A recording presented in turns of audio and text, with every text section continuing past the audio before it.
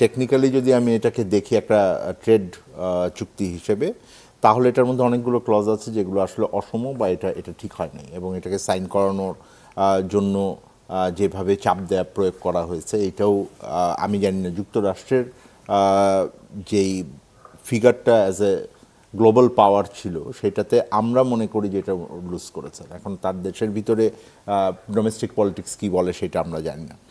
যেই আলোচনাটা হলো যে there is also technical window, যেখানে আমরা আসলে এই চুক্তির যে বিভিন্ন ধারা আছে, এখানে একটি দুটি ব্যাপার না, মূল প্রেমিসটা ইজ লস্ট, এটা আমাদের মানতে হবে যে এখন নাই, ওই রেসিপ্রোকাল ট্যারিফটাও নাই। ওই রেসিপ্রোকাল ট্যারিফ অনুযায়ী বাংলাদেশের তো ওই যে যেটা বলছিলেন যে আমি একটু রেসপন্স করি বিরতির আগে, যেটা কাফি ভাই বা ফুয়াদ বলছেন, সেটা হলো ওই তুলা দিয়ে যদি আমরা আনিও সেটাও আমাদের, যেটা আমাদের এক ওয়ান অফ দ্য বেনিফিটস হিসেবে দেখানো হয়েছে, ওইটাও ওই রেসিপ্রোকাল ট্যারিফটাই হিজ রাইট, যে ওইটা আপনার যাবে। সো বাংলাদেশের এখন যেটা যেই রেসিপ্রোকাল যাবে 19% যাবে, 19% চলে যাবে, ওটা দিতে হবে না আপনাকে। আদার যে অ্যাপ্লিকেবল পার্টটা এইটা দিতে হবে। ওইটা অন অ্যান অ্যাভারেজ আমরা হলাম 15% থেকে 17%, depending on year. Last year বোধ হয় অ্যাপ্রক্সিমেটলি 15%-এর মতন ছিল। উল্টো দিক থেকে যদি বলি, আমরা ইউএস থেকে যেসব পণ্য আনি সেই পণ্যের অ্যাভারেজ ট্যারিফ ওনারা দেন হলো 2%। তো আমরা যদি রেভিনিউয়ের কথা বলি, আমরা 180 মিলিয়নের মতন একটা এস্টিমেট, যেটা প্রফেসর মুস্তাফিজি করেছেন, যে আমরা 180 মিলিয়ন ইউএস ডলারের সমানের আমরা রাজস্ব আদায় করি ইউএসের ইম্পোর্ট থেকে। আর আমরা যেইটা এক্সপোর্ট করি সেখান থেকে ইউএস ট্যারিফ পায় হলো $1.2 বিলিয়ন, যেটা এখন 10% যদি মানে ওইটা যদি 34% হতো, 19% যোগ করে তাহলে 2.85 হয়। এটা যদি 10% হয়, আমার ধারণা অ্যাপ্রক্সিমেটলি এটা হবে হলো আপনার $2 বিলিয়ন মতন, $2.1 বিলিয়ন মতো। সো যেটা আমি বলার চেষ্টা করছি সেটা হলো, আমরা যে ট্যারিফ দিয়েও আমরা কিন্তু এক্সপোর্ট বেশি করছিলাম, এটা আমাদের কম্পিটিটিভনেসের অংশ।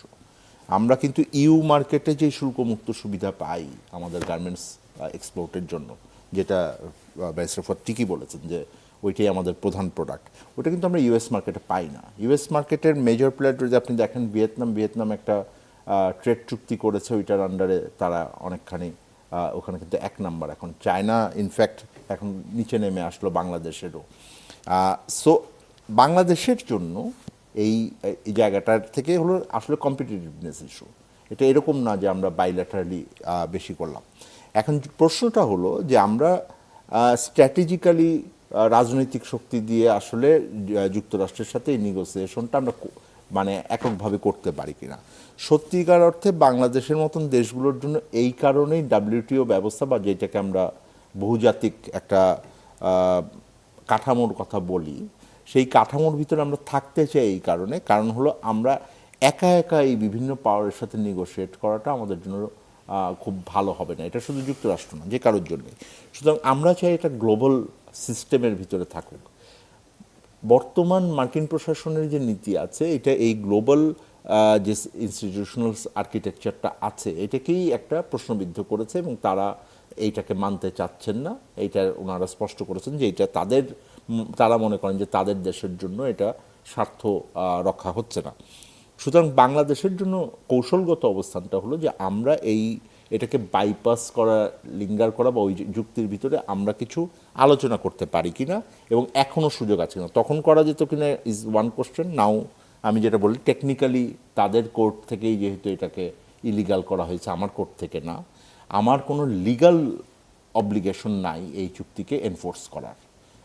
সত্যিকার অর্থে এটার আমার সুযোগ আছে, কিন্তু রাজনৈতিক যে ভারসাম্যের অভাব আছে আমার দুই দেশের ভিতরে ফর অবভিয়াস রিজন, সেইটার দিক থেকে আমরা পুরোটা এখান থেকে বের হয়ে আসতে পারবো কিনা। সুতরাং ট্যারিফের আলোচনাগুলো এখন আর নাই। এখন আলোচনা হলো দুটো, পারচেজ আলোচনা, আর একটা হলো যে আমার বিয়ন্ড আমার যে বাইল্যাটারাল ট্রেডের যে শর্তগুলো আছে সেইটার আলোচনা। তো সেই আলোচনার ভিতরে যদি আমি থাকি, তাহলে আপনাকে পারচেজ আলোচনাগুলো প্রথম আসছে, যেটা আপনি মেনশন করলেন বিরতির আগে, যে বোয়িংয়ের কেনার যুক্তিগুলো আসছে।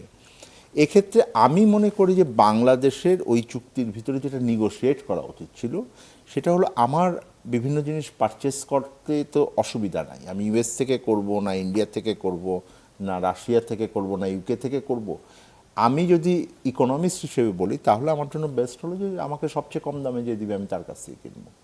সুতরাং যদি ইউএসের এখন বোধহয় বলা আছে যে একটা $15 বিলিয়ন মতন একটা আছে যে আমরা আনবো ওভার সাম ইয়ার্স যে ফুয়েল, তো এইটা আমরা আনবো যদি আপনি ইউএস আমাকে লোয়েস্ট প্রাইসে দেয়।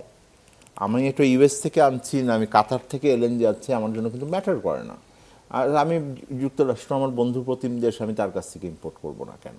সুতরাং ওই ধরনের একটা নেগোসিয়েশন আমার মনে হয় যে এখন করা উচিত, যে আমরা ইউএস থেকে ইম্পোর্ট করতে চাই। অবভিয়াসলি ইউএসের কটন এনে যদি আমরা করতে পারি এটা ভালো।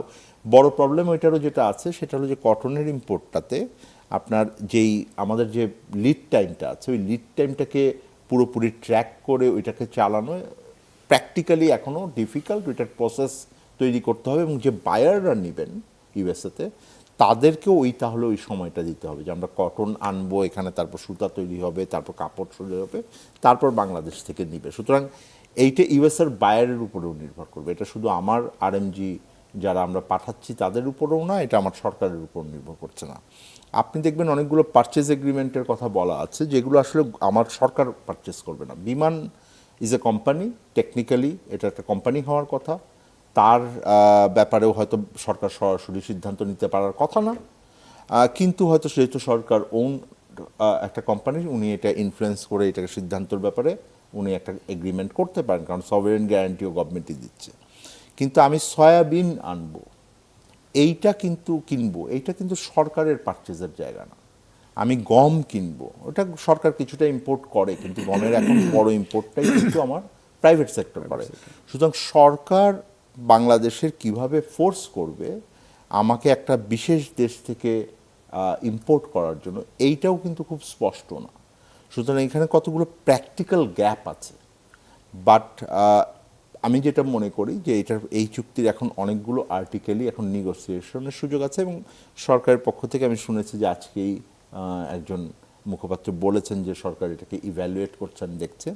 সুতরাং আমি চাইবো যে একটা টেকনিক্যাল স্পেসে এটা আলোচনার জন্য দেখা, একই সাথে একটা রাজনৈতিক বা কূটনৈতিক কৌশল এটার ভিতর তৈরি করা, যেটা থেকে বাংলাদেশ এই ইস্যুটাকে আসলে নেভিগেট করতে পারবে। আমি ইংরেজিতে বললাম, এটা ঠিক সঠিক বাংলা আমি জানি না যে কি করতে পারবে, যে এটা দিয়ে গাড়ি চালিয়ে যেতে হবে বা জাহাজ চালিয়ে যেতে হবে। সো এই নেভিগেশনটা আমার মনে হয় যে কৌশল হওয়া দরকার, এবং সেইটার আমি মনে করি যে বাংলাদেশের যারা রাজনৈতিক শক্তি আছেন তারা এখন একত্রিতভাবে জাতীয় শক্তি হিসেবে এটাকে আলোচনার ভিতরে প্রকাশ্যে হোক নিজেদের ভেতরে হোক করে আমাদের একটা জাতীয় ঐক্যমত্য এবং জাতীয় কৌশল তৈরির একটা সুযোগ সৃষ্টি করা উচিত।